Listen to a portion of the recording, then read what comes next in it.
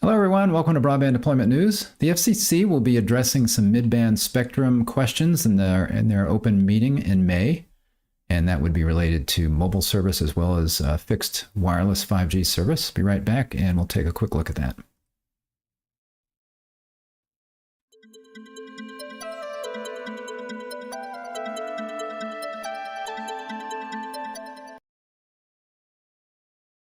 Thanks for joining me. Rick Husey here with Broadband Deployment News. So wanted to make you aware of this.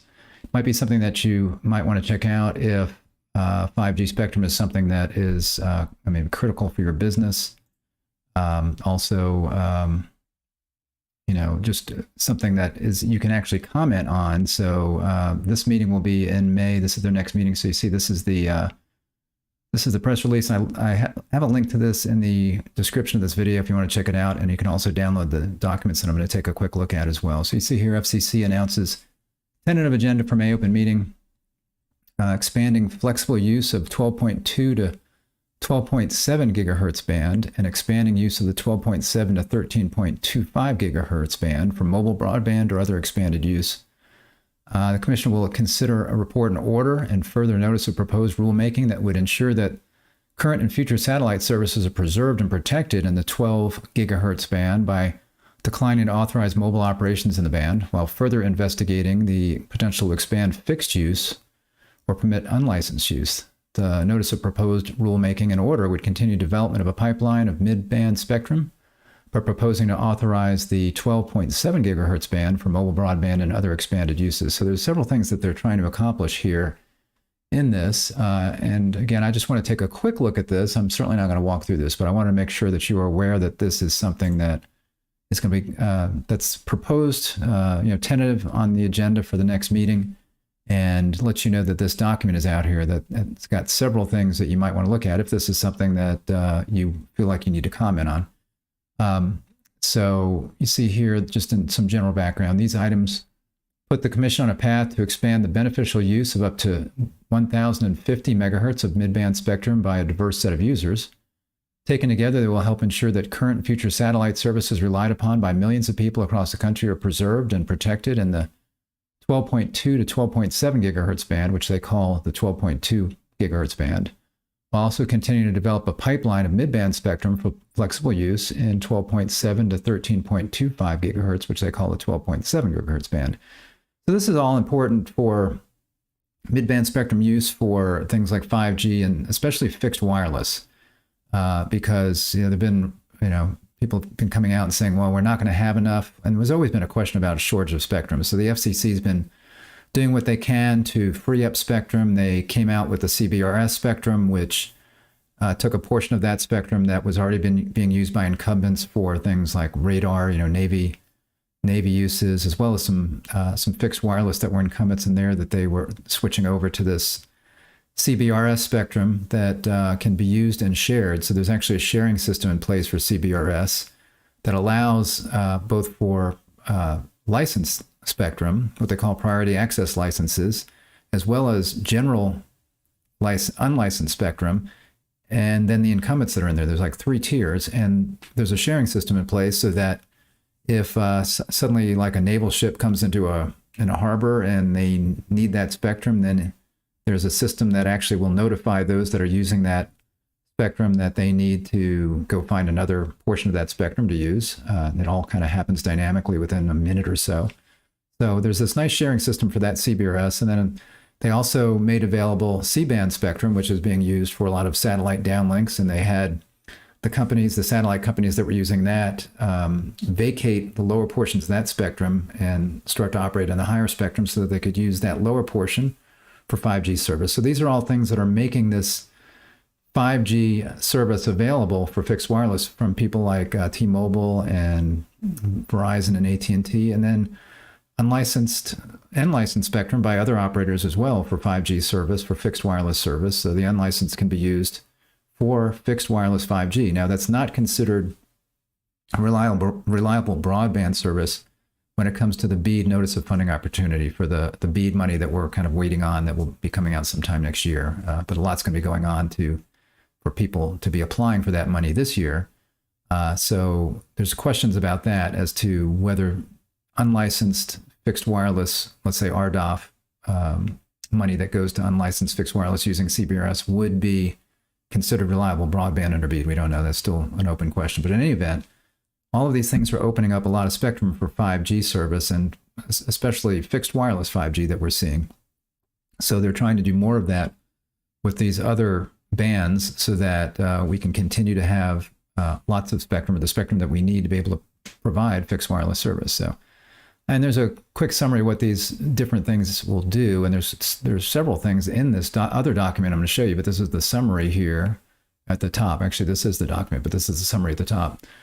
So what the report and order as far as 12.2 gigahertz would do, so that's the lower portion of these two spectrum bands that they're looking at, declines to authorize two-way high-powered terrestrial mobile use in their 12.2 gigahertz band. So they're saying that will not be used for this high-powered mobile use. Finds that authorizing such service would impose a significant risk of harmful interference to existing and emergent services in the band, including satellite services. So there's existing satellite services and then emerging services in the band. I think they're talking probably about maybe a fixed wireless 5G service. What the further notice of proposed rulemaking would be on that same band, the 12.2 gigahertz, what that would do, that would investigate the potential to expand terrestrial fixed use or permit unlicensed use. Seeks comment on permitting one-way point-to-point or point-to-multipoint fixed links at higher power than the current rules allow. Seeks comment on allowing two-way point-to-point fixed links at a higher power limit, and on allowing two-way point-to-point multi-links or point-to-multipoint links. Alternatively, explores adding indoor-only underlay and unlicensed use. So there's several things that they're looking at in this further notice of proposed rulemaking, and they're looking for comments on this. What the notice of proposed rulemaking on the 12.7 gigahertz band would do, that proposes to repurpose some or all of the band for mobile broadband or other expanded use. So that would be okay for mobile broadband, and other expanded use, again, could mean fixed wireless. Proposes to grandfather, reallocate, and/or repack incumbent non-federal licenses.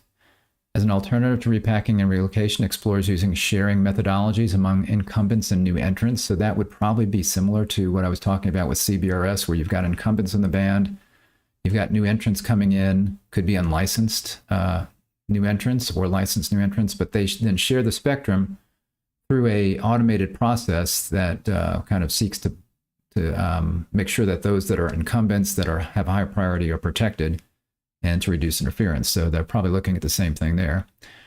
Proposes licensing, service, and technical rules consistent with other flexible use bands. Again, I'm thinking CBRS specifically is what they're talking about there as far as flexible use. Invites comment on protection of in-band and adjacent federal operations. So again, talking about making sure that there's comments on people that might be concerned about interference, those kinds of things. And then there's another order in here, the order for this particular band. What that would do, that would direct fixed and mobile broadcast auxiliary services, or BAS licenses in the 12.7 gigahertz band to certify the accuracy of all information reflected on each license, including whether the facilities are operating as authorized. And that's important because if you're going to start to make changes and have new entrants in this band, and you need to know the lay of the land and who's using the band, and specifically, are they using it the way they're supposed to be using it, so that there's not, again, interference maybe in areas where you're not expecting it. So that's pretty much what I wanted to show you today.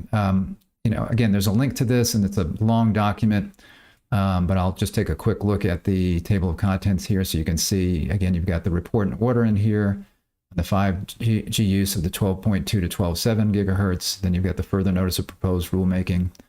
That's on the same band, 12.2 to 12.7, expanded license and unlicensed fixed terrestrial use. And then on the 12.7 gigahertz band, they've got the expanded use on that. That's the notice of proposed rulemaking. And then just a quick note here, this document's been circulated for tentative consideration by the Commission at its May 18th, 2023 open meeting.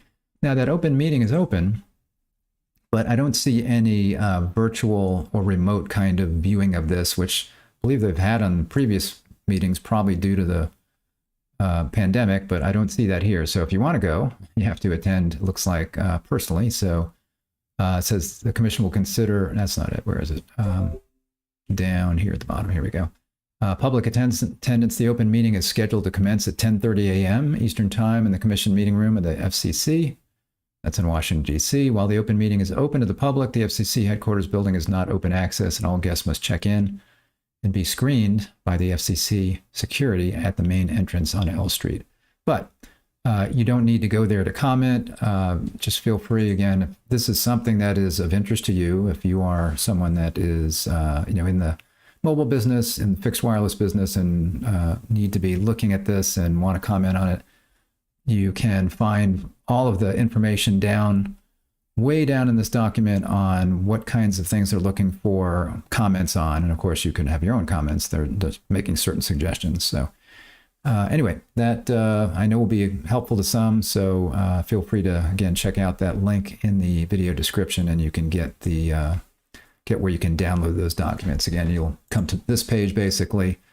Whoops, I don't have it up yet. Hold on here. I don't have it up again. So you'll come to this page, and you'll see here they've got the news release that I was looking at. This 60 gigahertz band is not related to broadband. That's regarding radar and things like that. So that's not related to broadband. Then you get your mid-band spectrum use. This is what I was just looking at. This is the longer document with the request for comment kind of stuff. And then this is something unrelated about call blocking. So again, tentative agenda, but this is what they're planning on talking about there. So thanks for joining me. If this was helpful, if you'd give me a like on the video, I'd appreciate it. If you're not subscribed, click the subscribe button somewhere in the video corner, not on the screen, somewhere in the video corner or down below. Click the subscribe button. Make sure you click the little bell to be notified when I'm live. And I will see you next week for broadband deployment news. Thanks. Bye-bye.